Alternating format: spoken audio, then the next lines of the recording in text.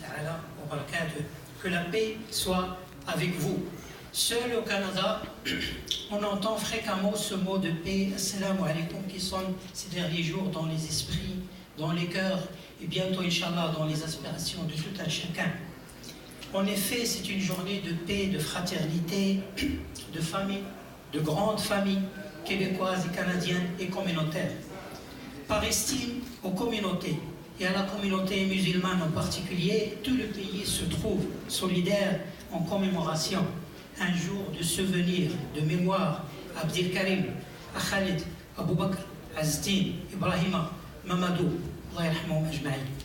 Aux familles et aux proches, on retransmet du fond du cœur nos prières, le sentiment de solidarité et de condoléances les plus sincères. Voilà une année qui s'achève, marquée par cette tragédie, un événement qui nous rend solidaires et montre l'esprit de famille.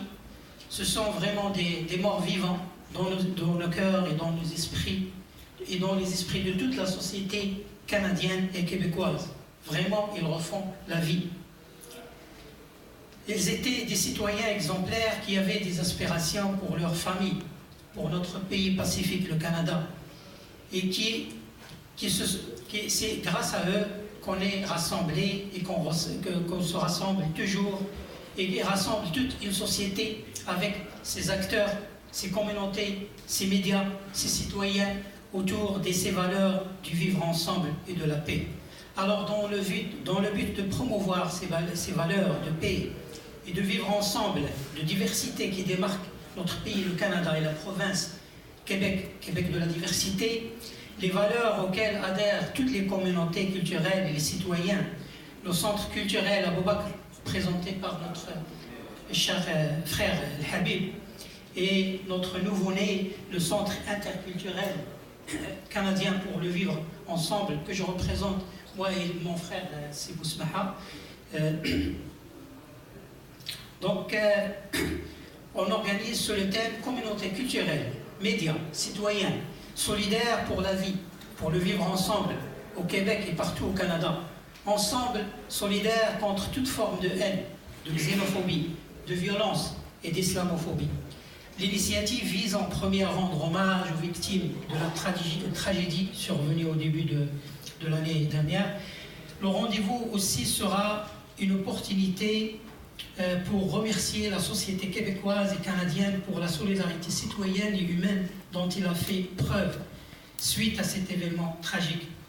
Donc, votre solidarité, chers Canadiens et Québécois et Québécoises, nous assure et amplifie vraiment notre sentiment de fierté d'être Canadiens et Québécois. Je lis toujours dans les plaques des voitures Québec, je me souviens, à partir de ce moment, j'ai personnellement changé cette phrase et j'ai dit Québec, j'y reste avec fierté. Donc, chers membres de communauté musulmane, vous êtes dans les cœurs des Canadiens et Québécois. Regardez cette solidarité historique des acteurs politiques, économiques, sociaux et des citoyens comme on a vu dans le film.